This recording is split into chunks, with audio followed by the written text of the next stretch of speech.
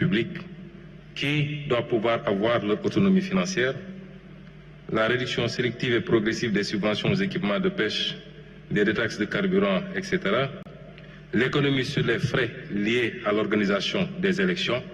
Je crois que les conclusions du dialogue politique nous permettraient de le faire, rien qu'avec le bulletin unique. Je passe sur les autres.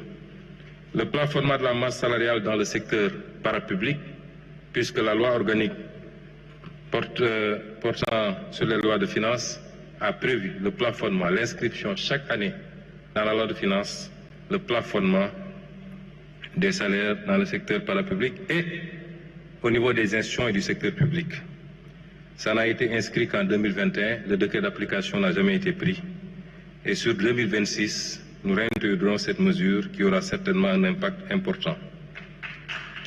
La réduction de la fréquence et du coût des missions à l'étranger, la mise en place de la centrale d'achat, la réduction des charges locatives d'eau et d'électricité de l'administration, l'optimisation de la réforme sur les véhicules de l'administration, la lutte contre les pertes techniques même de la Sénélec qui sont évaluées à 90 milliards quand même.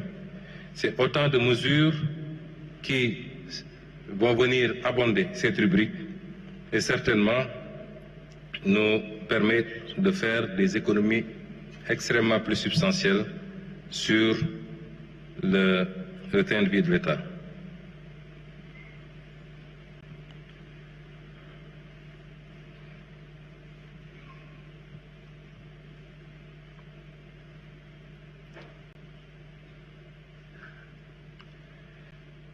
Donc, après ce volet, sur le recyclage des actifs, nous nous projetons à 1519 milliards. J'ai parlé des actifs détenus par CGA, par SOGEPA. La possibilité d'une cession partielle du sud de l'ancienne base militaire française de Rufisque, si le président de la République l'autorise, ce qui ne semble pas être le cas pour le moment, avec un veto fort des forces armées. Sur la zone économique de Diass, où un modèle d'aménagement et de mise en location ou de cession partielle peut être envisagé, où nous escomptons 215 milliards. La régularisation de conventions de concession des opérateurs, j'en ai parlé, et le site de Dantec où il y a encore 3 hectares que le Francis envisage de gérer pour générer 126 milliards. Pas en termes de cession, une fois de plus. Pour la mobilisation des ressources domestiques, nous envisageons avec la mise en concession ou vente partielle de terrains viabilisés des zones à fort potentiel économique. Je veux dire ici, pour les besoins sociaux à des Sénégalais de toutes les couches, mais particulièrement des couches les moins favorisées, mais également pour les besoins du tourisme, où la SAPCO et ses agences dans l'aménagement de sites dans la Petite Côte, Mbodienne et autres, dans le sud, à Béné, etc. Et pour les programmes immobiliers et logistiques. L'évaluation de l'assiette et des droits additionnels nous projette sur 80 milliards. Pour les redevances audiovisuelles, le ministre a commencé déjà un travail important, M. Aliou Sall, ministre des Télécommunications. Il s'agit ici d'aller au-delà de ce qu'il a commencé et de fiscaliser tout ce qui est publicité en ligne, les vidéos sur demande, notamment les plateformes de Netflix et autres, les services numériques.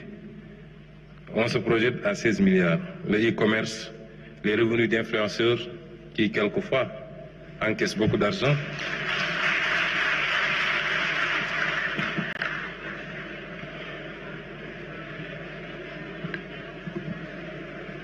La taxation du mobile money.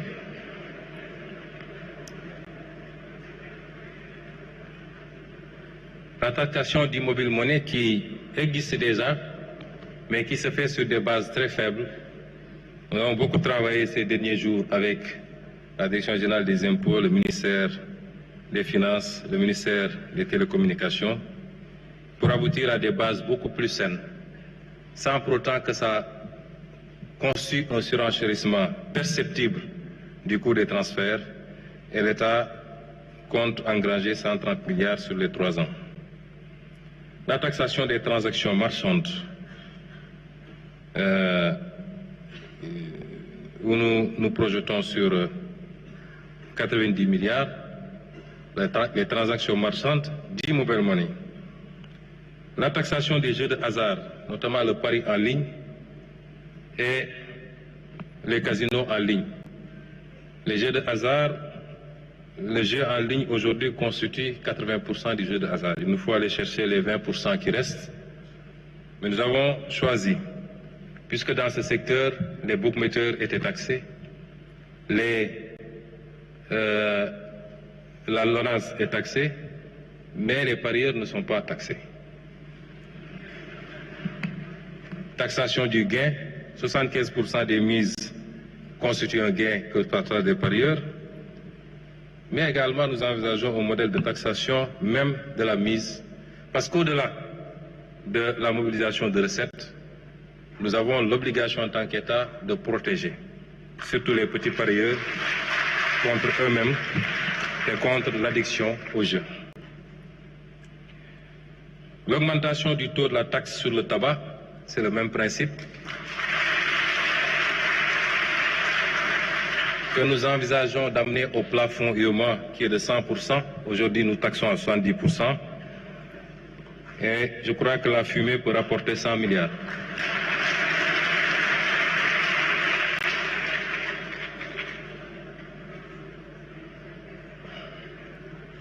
Le relèvement de l'âge limite d'importation des véhicules de tourisme. C'est une forte demande de la diaspora. Ils seront satisfaits aussi bien pour les véhicules utilitaires, 8 à 10 ans, les véhicules supérieurs à 3 tonnes 500, 10 à 15 ans, et la généralisation des droits d'accès sur les véhicules de transport et de marchandises. Ces 3 mesures doivent pouvoir rapporter un peu plus de 100 milliards.